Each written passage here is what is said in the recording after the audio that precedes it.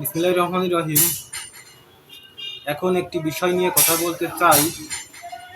বিষয়টি হলো যে বাংলাদেশে যে প্রকল্পগুলো নেওয়া হয় এগুলো সাধারণত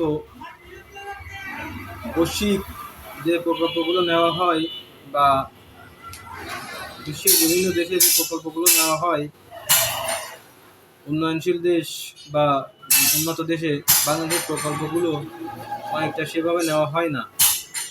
যেমন ধরুন,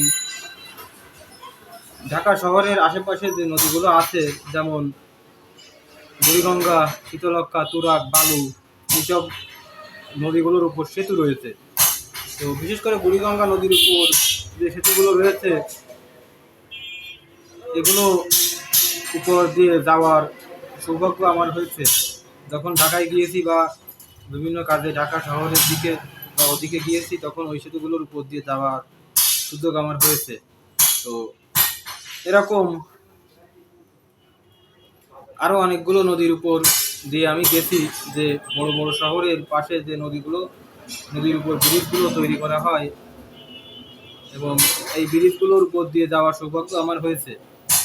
তো আসলে এই নদীগুলা সেতুকে যদি আরও আরও পরিকল্পিতভাবে তৈরি করা যেত, এই সেতুগুলাকে যদি আরও পরিকল্পিতভাবে তৈরি করা যেত, যেমন বা ভারতে বিদ্যাসাগর সেতু, আমার এখানে তথ্য আছে, আমি তথ্য থেকে বলতেছি। বিদ্যাসাগর সেতু সহ নিবেদিতা সেতু, বিদ্যাসাগর সেতু, হাওড়া ব্রিজ, এটা তো হাওড়া ব্রিজ অনেক পুরনো। তো এই সমস্ত সেতুগুলা স্পান অনেক দূরে দূরে বিস্তৃত। যেমন বিদ্যাসাগর সেতুর, এটা আমি অনলাইন ঘেটে দেখেছি, প্রায় 0.5 কিলোমিটার দূরে একটি স্পান দেওয়া। তো এর অর্থ হচ্ছে নদীতে যাতে এই স্পানের কারণে বা এই যে আপনার পিলারের কারণে যাতে পলি না জমে বা নিচ দিয়ে যাতে জলজ যানবাহনগুলা সহজে যেতে পারে, এবং অনেক উঁচু করেই তৈরি করা বিদ্যাসাগর সেতু। হাওড়া ব্রিজ অনেক পুরনো, এটার কথা না হয় বাদে দিলাম, ব্রিটিশরা তৈরি করে রেখে গেছে। তো বাংলাদেশে যেমন চট্টগ্রামের যে ব্রিজগুলা হয়েছে চট্টগ্রাম শহরের পাশে, এগুলো অনেকটা পরিকল্পিতভাবে যেহেতু উঁচু করেই তৈরি করা, কিন্তু স্পানগুলো যেমন এই বিদ্যাসাগর সেতুর তুলনায় অনেক কাছাকাছি। তো এবং এই যে সেতুগুলা, এগুলা কিন্তু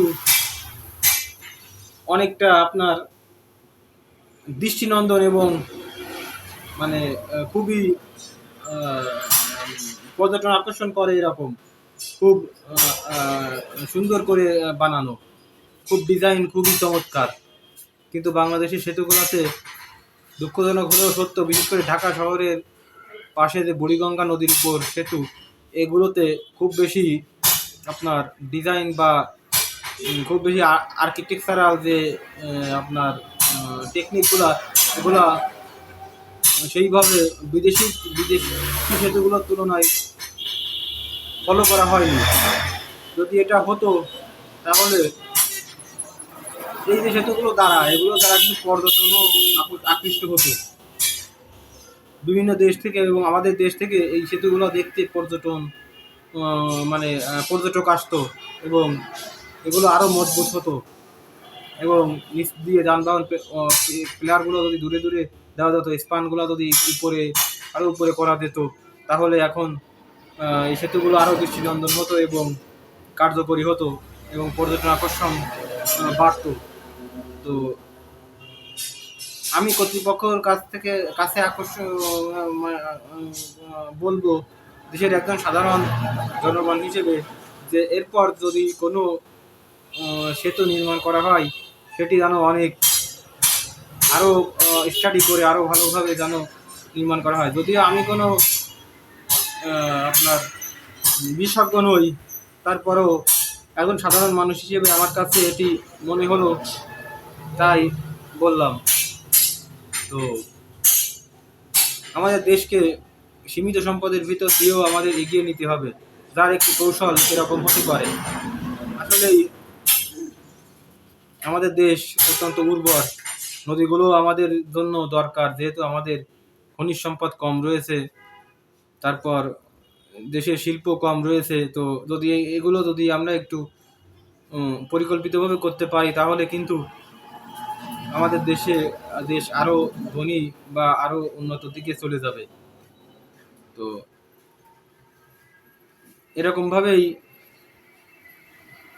আমাদের দেশে আর যে বড় বড় শহরগুলো রয়েছে এখন থেকে, যদিও এখন অত্যন্ত সুন্দর দৃষ্টিনন্দন ও পরিকল্পিতভাবে সেতু হচ্ছে, তো এই সেতুগুলো যেন এভাবেই সারা দেশে বাংলাদেশে তৈরি করা হয় এবং এটি যেন আমাদের সঠিকভাবে এবং সঠিক ওয়েতে এবং এক্সট্রাঅর্ডিনারি কাজে আসে, সেভাবে এই সেতুগুলো যেন তৈরি করা হয় এবং দেশের মানুষ